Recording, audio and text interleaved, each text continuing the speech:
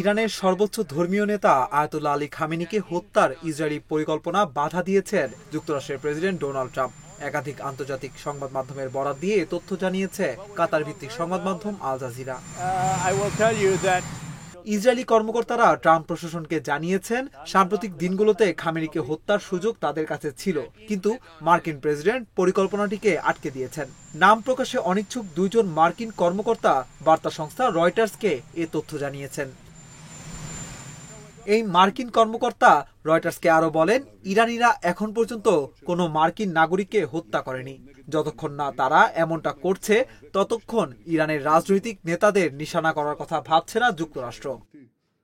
এ ব্যাপারে Fox news ইসরায়েলের প্রধানমন্ত্রী বেনিয়ামিন নেতানিয়াহুর কাছে জানতে চাইলে তিনি তা অস্বীকার করেন। নেতানিয়াহু বলেন, অনেক ভুয়া খবর ছড়ানো হচ্ছে, তবে ইসরায়েলের হামলার ফলে ইরানের শাসন ব্যবস্থার পরিবর্তন হতে পারে বলে দাবি করেন নেতানিয়াহু। তবে মার্কিন সংবাদ মাধ্যম CNN, associated press, CBS news এবং এনবিসি নিউজ সহ আরও বেশ কয়েকটি সংবাদ মাধ্যম খামেনিকে হত্যার ইসরায়েলি পরিকল্পনাটি এবং ট্রাম্পের বিরোধিতার খবর নিশ্চিত করেছে। গত 13 জুন ভোররাত 3টার দিকে ইরানে হামলা চালায় ইসরায়েলি বাহিনী। ওই হামলা এখনো অব্যাহত রয়েছে। জবাবে ইসরায়েলে পাল্টা হামলা চালাচ্ছে ইরানও।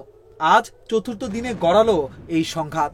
ইসরায়েলের হামলায় ইরানে এখন পর্যন্ত অন্তত 224 জন নিহত হয়েছে, আর ইসরায়েলে ইরানের হামলায় নিহত হয়েছে অন্তত 13 জন।